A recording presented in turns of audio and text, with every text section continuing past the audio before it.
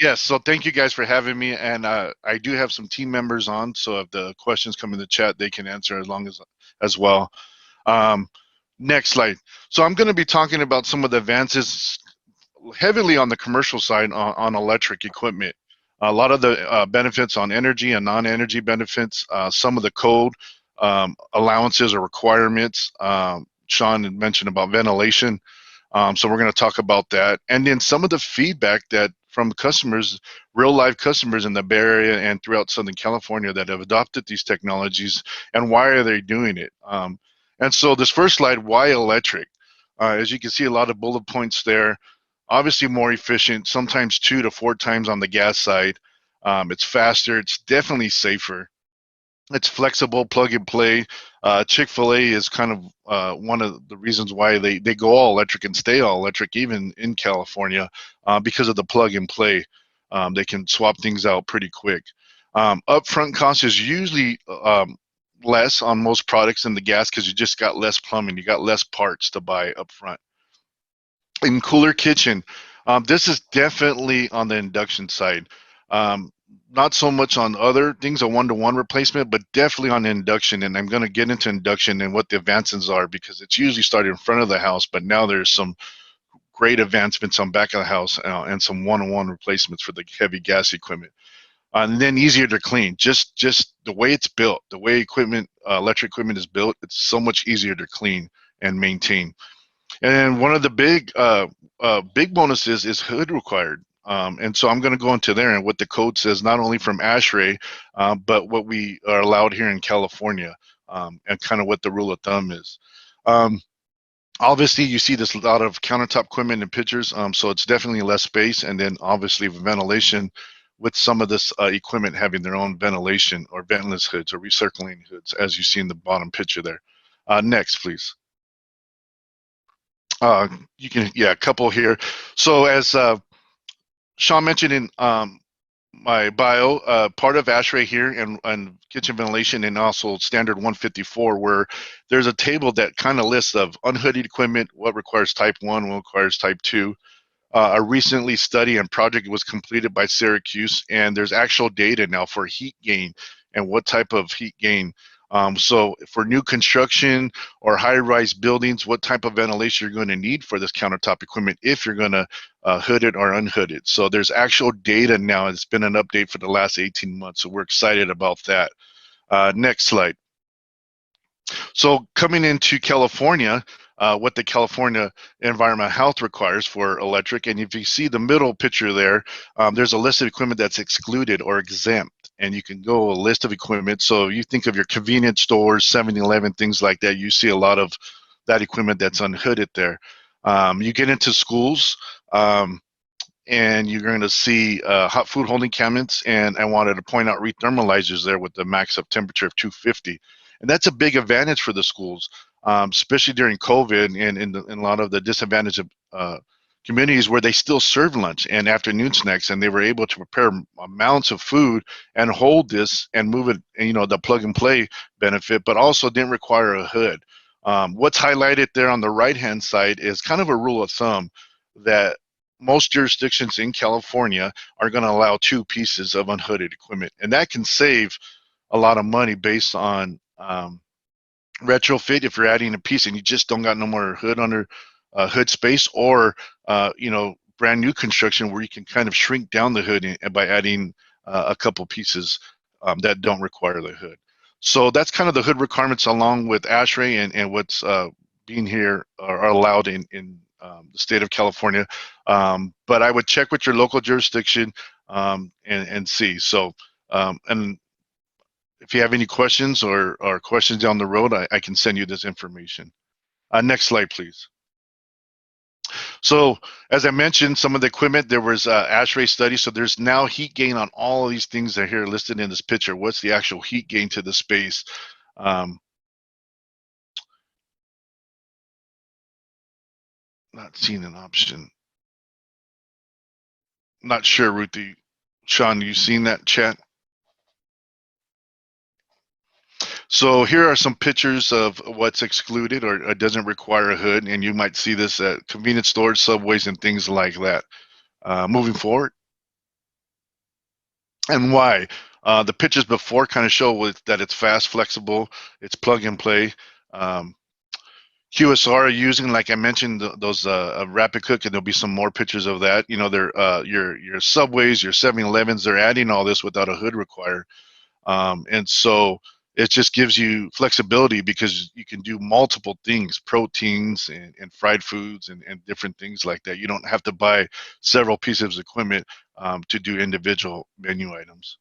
Can I Next. just add to that? When you were explaining to that me, like just last week when we are doing our setup, that was really important. Like I had a light bulb flash in my mind because my, the charter school movement, there's like the local hippie school from back in the day, from which many brilliant people, the co-founder of Twitter, the first employee came from this local hippie school back in the 70s and 80s. So it's a great thing to have options in schooling, right? But going into a new building and taking over as this hippie school did, it's like an old house basically in town. There was no way to put in the commercial kitchen requirements that were needed, and I saw those stand-up electric food warmers, and I never understood how important those were for my kids' school to even be there. You know? Right. Right. This couldn't happen unless we had electric ovens that didn't require commercial hoods. Otherwise, this place wouldn't be here. It's like, oh wow, that was important. Those little stoves. Right. Yeah. And then again, the schools that are not scratch cooking, but are doing a bag or retherm, a typical setup is, a single door, door freezers, a refrigerator or two hot food holding cabinets, and two retherm, or based on the volume of food and the amount of students they're serving. But that's all it is, and it's plug and play, so you can move it from the kitchen to the multi-purpose room to outside where the people were picking up.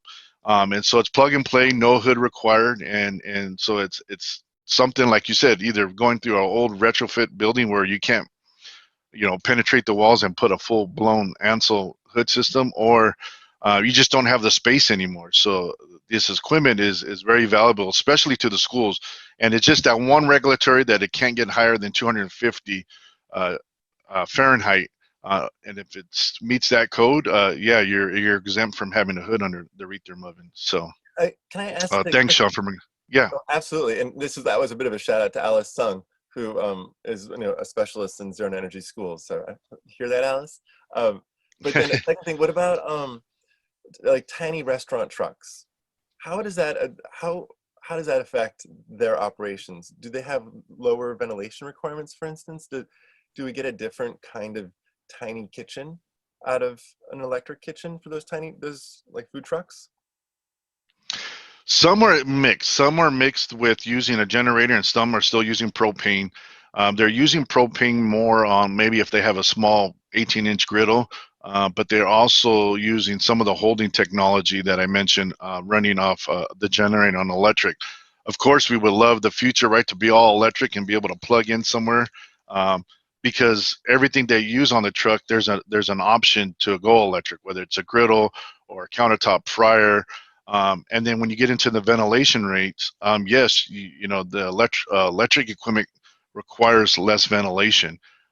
So you're going to either shrink down your ventilation, or if you use a couple of appliances that have the exemption, you might not have to have ventilation at all in those food trucks. You still probably want to have some type of fan or exhaust fan just to move the hot air around. Just being in a tight space, as in a food truck that comes with the territory, but along with the serving window and all that, you still want some air to pass through. So, good question. Well, and is the reason why we're not seeing all electric food trucks because the power demand is too high? And is there equipment that could replace it? Yes. Again, when you get into the heavy cooking part, maybe like a griddle or fryer, you're getting to larger kW, and then eventually you've got to use a larger generator, um, and so that's one of the issues there. But yes, again, depending on how much you're going to serve, those rapid cook ovens or even those conveyors, they're doing proteins now. I've seen doing burgers, I've seen doing steaks and things like that. So depending on the menu of the food truck, there are options that you can move from a traditional griddle or a fryer and start using either a rapid cook or some type of conveyor that can go ventless, but also get you the proteins or the heavier menu items that you would do on a typical fryer or griddle. And Thank you. I would say it would be a lot healthier, right? Especially if you're air frying versus actually frying in an oil.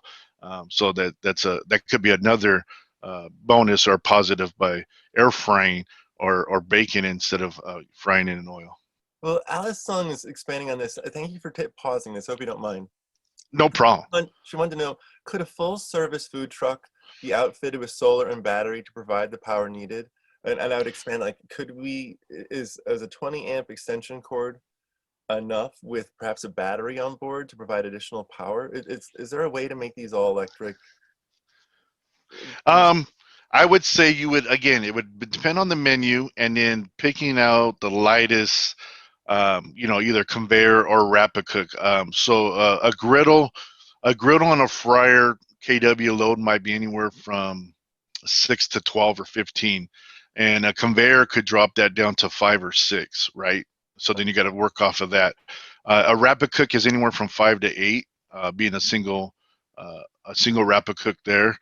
So you could eliminate at least one of the heavy duty equipment and by moving over, but it would take some calcs. I'd say it wouldn't be impossible, but you would just try to limit using one core piece, and figuring out what the kW that is as well. Now with the rapid cook ovens, for example, you can program, so even though that they're rated at 7 kW. And I'll give you an example for any of the sandwich shops like Subway or 7-Eleven. They're not going to pull 7 kW. They're going to heat it real quick. The whole objective is to heat it or warm it or cook it or whatever, bake it quick. And so there's programs there. So they use a little bit of convection heat. They use a little bit of a microwave heat as well. So you can program your menu items and kind of take some readings. What is going to be my max kW? So it's not out of a question. It could be done, but you would have to probably go with one core unit, to be able to get your food out. Well, if there's any funders on the line here from SoCal Edison, I think that we need an all-electric tiny house, not tiny house, tiny restaurant. Like explore the maximum of what an extension cord could get you. What solar assist, to provide extra power during the day. Like what could we do? So continue on, Andre, but thank you for pausing there. No problem. Thank you. Next, please. As and I'll expand on that as more. So I talked about rapid cook. This might require a little bit more kW here, but this is an all-in-one convection combi oven that can do steam, bake, retherm, cook overnight, slow cooking, thawing. I mean, this is it's like a switch.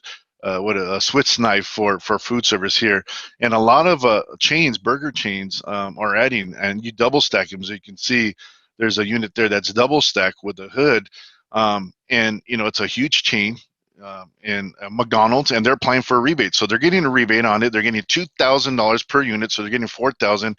But they added this, to their menus, and they're adding it outside the hood. One, because it's electric, and two, you can put this ventless hood on it. They just don't have any space. If you've been to McDonald's, there's basically no hood. They got a hood for fryers and they got a hood for their clamshell griddles.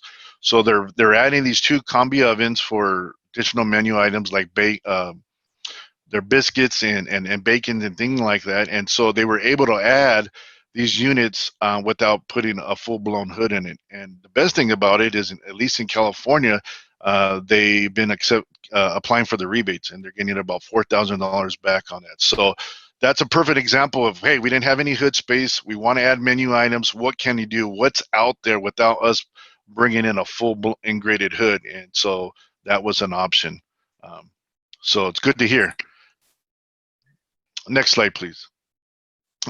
Just a little bit more on those rapid cook, or what I talked about, conveyor, Sean. So here's a picture of these items could be used in a food truck. You see them, as I mentioned, some of the convenience stores and sandwich shops. Bars are adding them now. A lot of people, you can put this right back on a bar counter and offer fried food, right, with your drink, and that goes a long way. So bars are starting to add these, because it doesn't require a hood. And so you could probably get a 208 single phase unit in there. It's going to be a small unit, but you can do, mozzarella sticks and some French fries in there, and serve some food on the bar. So these are being added all over the place. Convenience stores, as I mentioned, almost every gas station now, right? They want to sell you, besides an energy drink or coffee, they want to sell you some type of fried item or baked item, and so they're adding. These are being added to a lot of the what we call the convenience or gas stations now.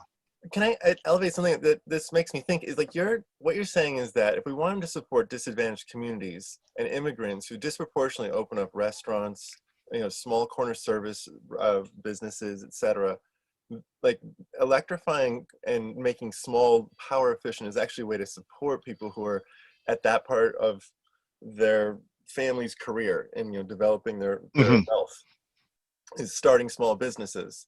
And Right, this is actually really helpful, it seems, in enabling right, people to go into small spaces and start serving out food that's delicious and awesome. Okay, right. thank you. Yeah, so Alice, to answer your question, the rebates go to public schools. It's available. It's so this is it's available to all anybody that's buying this approved product. They're going to get the same rebate that a McDonald's or mom and pop would. The schools can apply for the rebates, and they do. They apply for the hot food holding candidates. They get $750 on it. We just did some retherm testing because we want to be able to include retherm on that rebate list. So yes, schools can participate, and they do. Not only on dishwashers, on hot food holding cabinets, but refrigerators and freezers as well. Obviously, fried food is not allowed in schools anymore, and so the fryers have been pulled out. But yes, they do. They do take advantage of the food service rebates. The schools do. Next slide. So I'm gonna go a little quick here as I see the time, and thank you guys for the great questions. But we're gonna talk about induction, how it works. I believe several people are familiar with this. Creating a magnetic field. Um, People say you need a special pan. Anything that's that has a ferrous material will work. Next slide. Um, it's only the pot and the food, the heating, whether it's a pot or a saucepan or comal or anything like that, it's gonna, that's where the heat's gonna go. You can see from this picture here. Next slide, we'll start talking about some of the benefits. It's definitely fast, so it's going to change the style of cooking. It's very flexible, modular, very efficient. We're seeing any from 85 to 95. We're doing some Energy Star testing. They're looking at it as a category to try to adopt it on the commercial side. Very controllable. This is one of the features above the gas is you can either dial in per power setting like 1 through 10, or you can actually dial in the temperature. And so that's a huge advantage over a typical gas range. It's definitely safer. It is safe. It cools down very fast. There's no standing pilot. You can walk away. There's some of them are very smart where they'll sense that it's overheating and actually will shut off. Um, and so they have overheating controls there as well. It's easy to clean. I mean, you're gonna pull this stuff off the pots and pans and wipe it. And this is again to that last bullet point is it is definitely is going to provide lower ambient heat gain to the space, whether it's a residential kitchen or a commercial kitchen. Next. Nick, we're going to show you some stuff. Um, Induction started in front of the house. Here's a bunch of pictures of a lot of holding equipment, omelet stuff, soup warmers. Moving forward, next. Um, Why warming? It's dry heat. It's dry technology. You get rid of the water. For new construction, this is huge. You're not putting water lines in it. You're not dealing with the lime. You're not dealing with the drains and things like that. All those benefits are listed there. Next slide. And there's an actual chain that took advantage of it, and it was Panda Express. It was funded by our ET group, and there's the report there, and it's found on the ETCC website.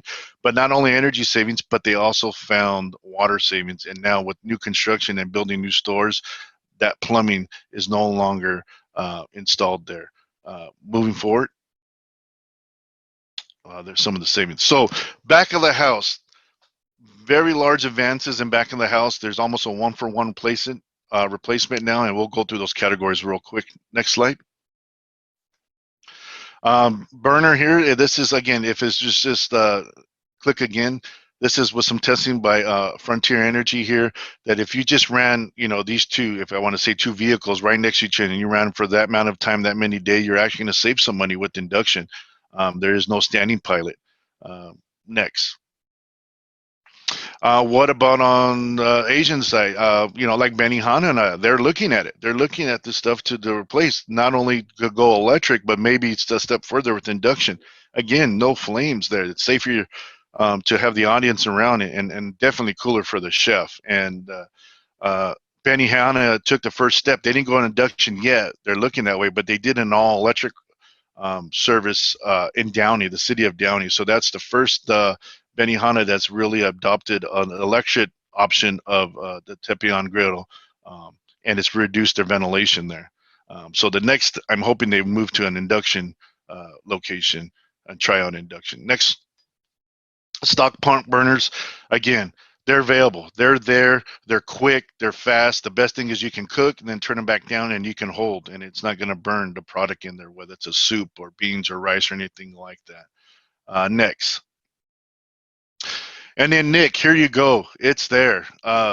Gas walks are so not efficient. You can see some of the testing that was done.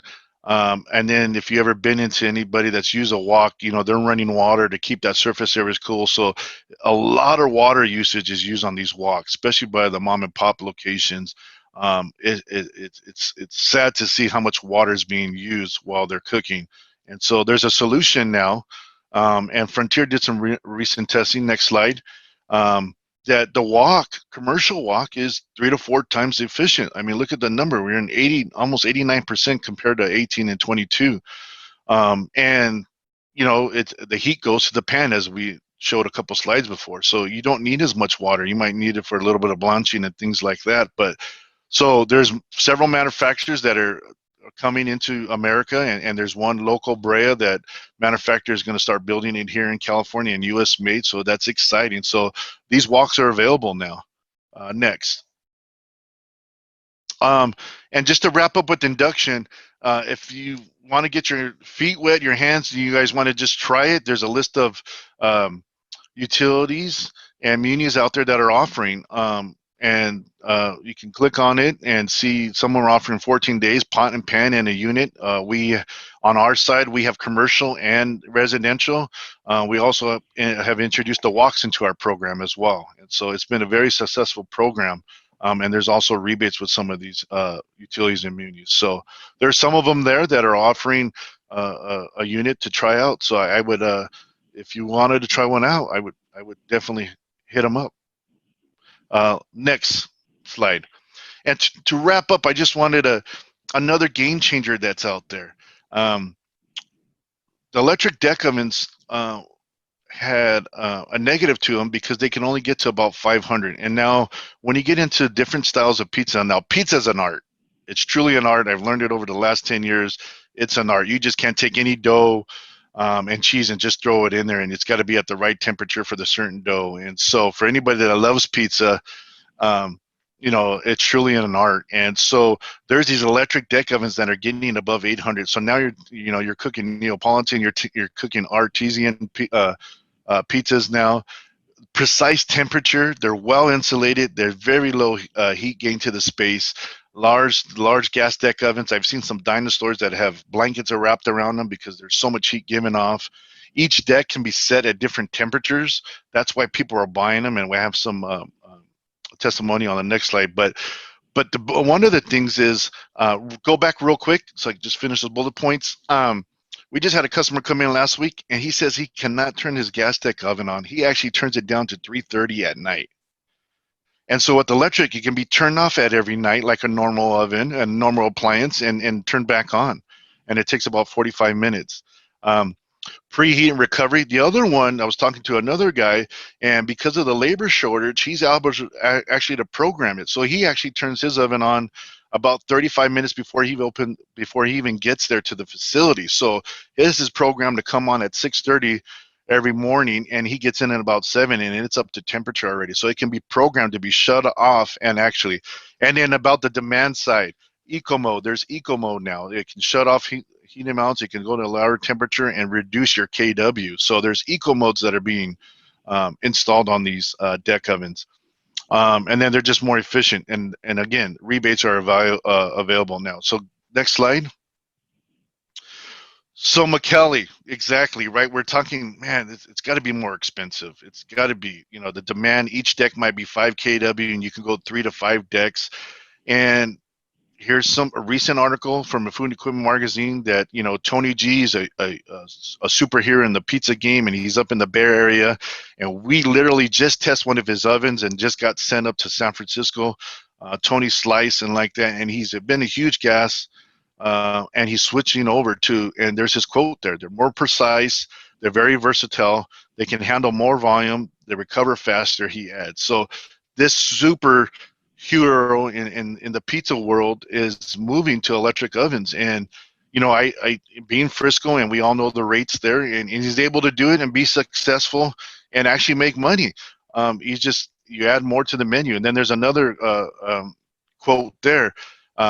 We can heat the bottom and top and separate. Again, the value that they're getting, I think the pricing and what they're paying is just, they don't think about it. It's just, hey, Andre, I can expand my menu. I can do deep dish. I can do cookies. And it's just not pizza. We're having bakeries buying. We have, and I believe you have some 85C degree.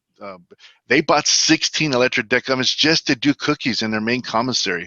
So is it pricing that they're worried about? I don't think they're worrying about pricing and how much it's going to run. And the value that these ovens are giving them, the different menu items, the different type of pizzas they can cook, I think they're making more money on the product versus, how much is it going to cost me? And so to see a super, I call him a super giant Tony G in the Bay Area to switch over to electric ovens is making a statement there. And there's over 150 installs in California, and it's growing. Like I said, we just had a large chain come in yesterday, and they're looking to expand it to the ghost kitchen. So next slide, and we'll wrap up here. Here's the website for resources. There's appliance reports, calculators, things like that. We're expanding it. We're adding it monthly for anything that we test or update. All those walk reports, all those testing reports, you can find those in there to get data and and estimate what a cost would be. Next slide. Here's our page here. We're open to the public. Like I mentioned, we just had a huge pizza chain come in. They use gas. They're looking to go electric. We had to sign the NDA and be quiet about it, but we're excited. And so we were open to the public. We got the green light about 3 weeks ago, and we had a large customer in. And that's our website. Next picture. Next slide. And there's my contact information. Again, Sean and Redwood Energy, thank you guys for having me. My contact information's there. I showed you the website as well. Any questions, there's reports, anything that I've showed here, we can sit down and have a follow-up. Thanks to Frontier Energy for the testing data that I provided in the slides. And any other questions, Sean? And that's my time. Woo! Woo! That's so exciting, Andre.